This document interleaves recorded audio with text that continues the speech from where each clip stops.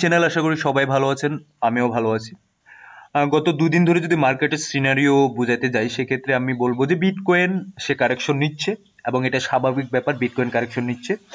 এবং এখানে সোলানাও কিন্তু আমরা দেখতে পাচ্ছি কারেকশন নিচ্ছে, এক্সআরপিও কারেকশন নিচ্ছে, ডোজ কারেকশন নিচ্ছে। মানে ওভারঅল যে কয়েনগুলো আছে সেগুলো কিন্তু কারেকশন নিচ্ছে, যেগুলো অলমোস্ট এর মধ্যে ৭ দিন বা ১ মাসে অনেক বেশি পরিমাণে পাম্প করছে।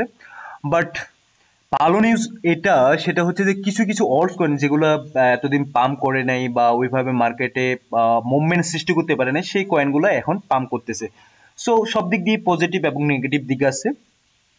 তো আমরা সেটাও দেখতেছি, মার্কেটে কারেকশন নিচ্ছে এবং কিছু কিছু অল্ট কয়েন সেগুলো কিন্তু পাম্প করতেছে। এখন দেখুন, সবচেয়ে বড় যে বিষয়টা, সেই বিষয়টা নিয়ে আজকে আলোচনা করতে যাচ্ছি। সেই বিষয়টা হচ্ছে যে অনেকে আমাকে জিজ্ঞাসা করেন এবং মেসেজ করেন যে আসলে কিভাবে এক্সিট প্ল্যান সাজাবো। এবং সেটা আমার তরফ থেকে আমি যেটা কাজ করে আসি গত ১ বছর, ২ বছর, ৩ বছর, ৪ বছর ধরে, সেই জিনিসটাই কিন্তু আপনাদেরকে বলবো। আমি যেটা করি এবং আপনাদেরকে আমি এর বিপরীতটা বলবো, এমন কোনো কথা না। কারণ আমি যেই কাজটা করি স্মার্ট ওয়েতে, এবং এর বিপরীতটা আপনাকে বলতে গেলে হয়তো বা একটু সমস্যার সৃষ্টি হতেই পারে, এবং আমাকে যেটা কমফোর্ট ফিল মনে হয় সেটাই কিন্তু আমি করি।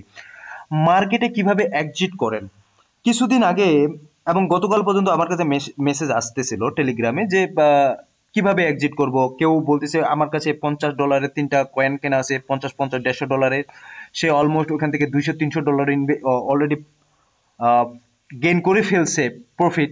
তারপরে সে চিন্তা করতেছে এক একটা কয়েন থেকে সে কখন $100 বা $150 পর্যন্ত প্রফিট করবে, তখন সে ওইখান থেকে মার্কেট থেকে এক্সিট নেবে। আসলে মার্কেটের যে আচরণ, মার্কেটের যে সিচুয়েশন এবং আমাদের যে মেন্টালিটি, পুরাটাই বিপরীতমুখী, ভিন্ন ধর্মী।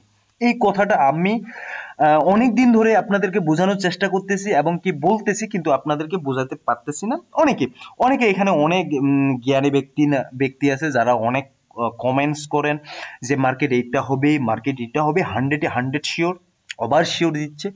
কিন্তু মার্কেটে যে স্মার্ট ওয়ে একটা আছে, সেই স্মার্ট ওয়েটা কিন্তু আমি বারবার বোঝানোর চেষ্টা করি। আমার যেই কাজটা, আমি যেভাবে আমার পোর্টফোলিও সাজাই বা পোর্টফোলিও থেকে যেভাবে প্রফিট গেইন করি, দেখুন আমি যখন একটা কয়েনে ইনভেস্ট করি, সেই কয়েন থেকে কিন্তু আমার ইনভেস্ট $1000 থাকলে একটা কয়েনে, সেইখান থেকে আমার 10% যদি প্রফিট আসে, আমার কিন্তু একটা বড় অ্যামাউন্টের প্রফিট হয়ে যায়। আমার কিন্তু ওইভাবে লাগে না আর।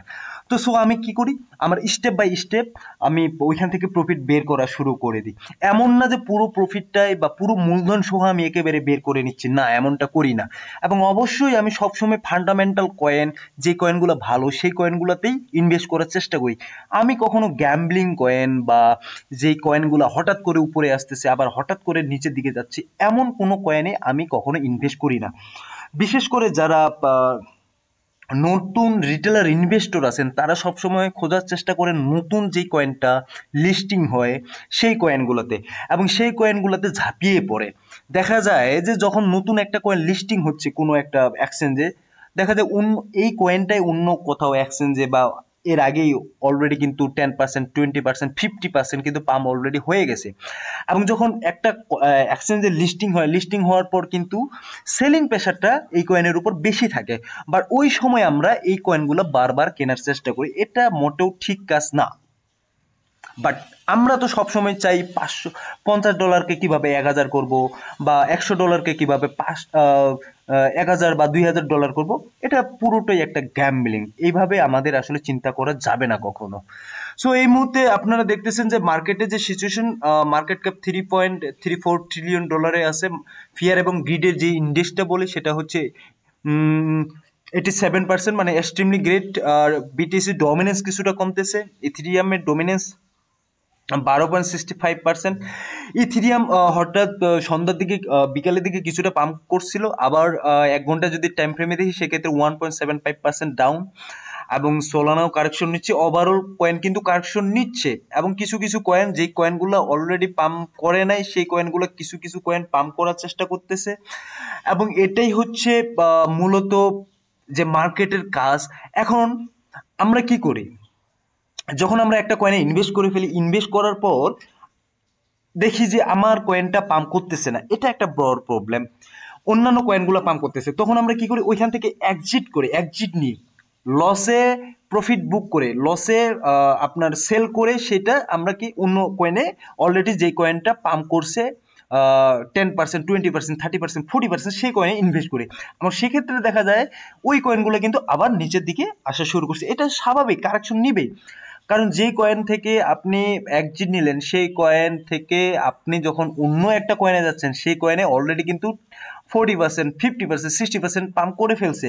এবং এই কয়েনে যারা ইনভেস্ট অলরেডি করে ফেলছিল আগে থেকে তারা কিন্তু তখন মার্কেট থেকে এক্সিট নেওয়ার প্ল্যান করতেছে। সো সবসময় রিটেল ইনভেস্টরগুলো ট্র্যাপে পড়ে যায়। আসলে এই কথাগুলো যখন বলি, এই কথাগুলো শোনার মতো মানুষের ধৈর্য খুবই কম বা শুনতেও চায় না।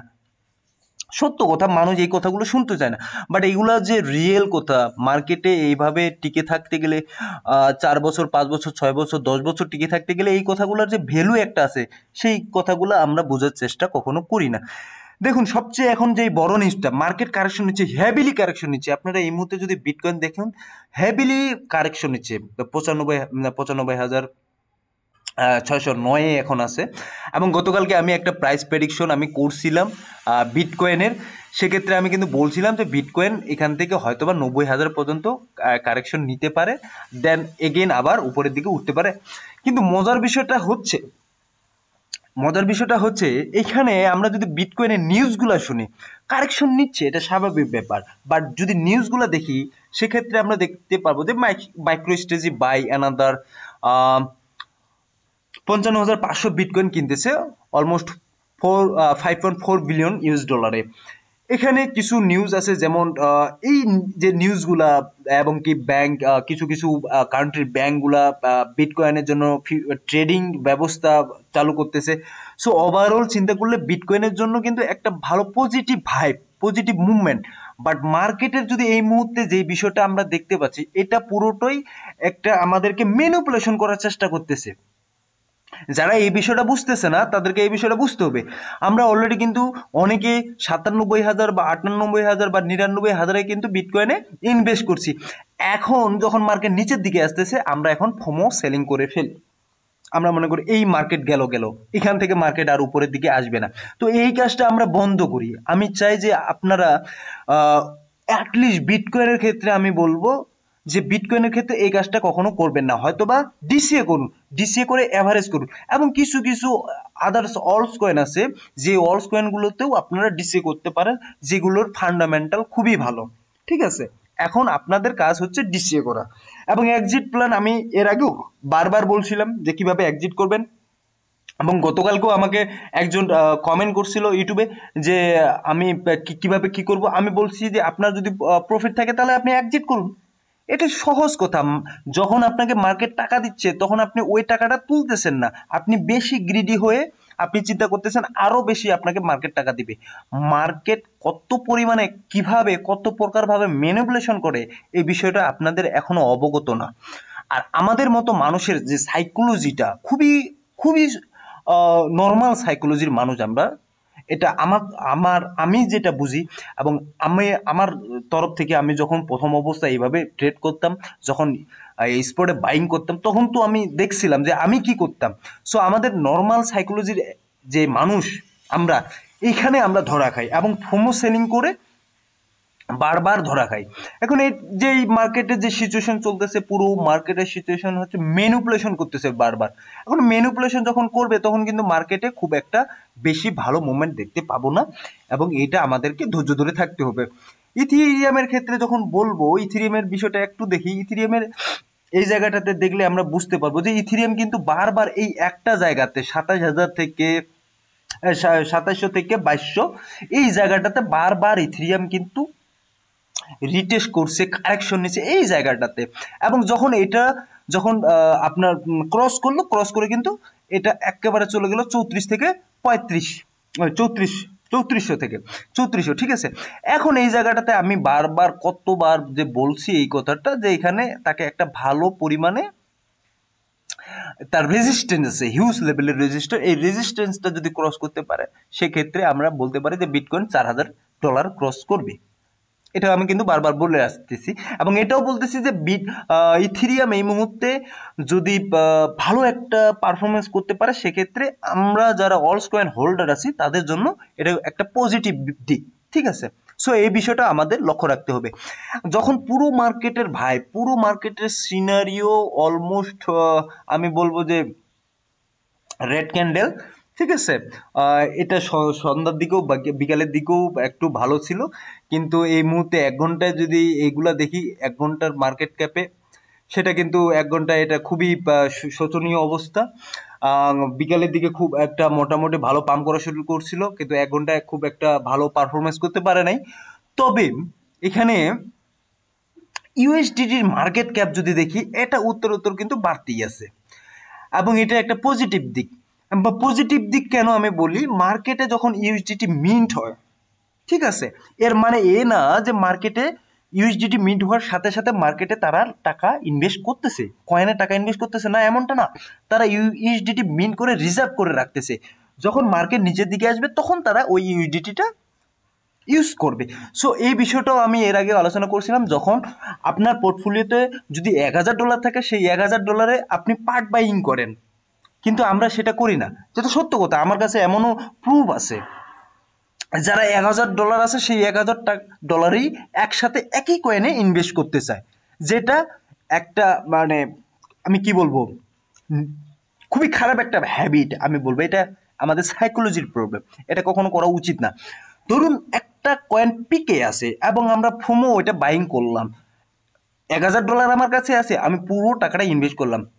এই কয়েনটা যদি 10%, 15%, 20% কারেকশন নেন, দেখুন তো আপনার কত টাকা ওইখান থেকে চলে যায়।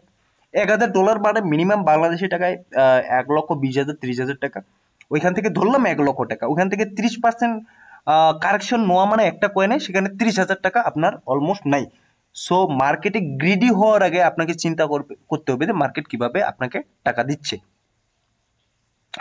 আমি এই বিষয়টা যখন বলি যে আপনার পার্ট বাইং করেন, এবং আপনার $1,000 আছে, $2,000 আছে, একটা কয়েনে ইনভেস্ট করার কোনো প্রয়োজন নেই। 3টা কয়েন বা 4টা কয়েন সিলেক্ট করেন, এই 3টা 4টা কয়েনে আপনি ইনভেস্ট করেন।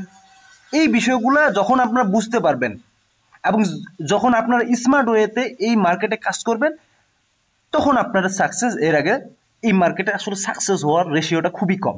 আমি এমনিতেই সাকসেস হওয়ার রেশিওটা খুবই কম। সো আজকে কয়েকটা কয়েন নিয়ে আলোচনা করতে চাইছিলাম, তো আজকে আলোচনা আর করবো না, আগামীকাল আলোচনা করব।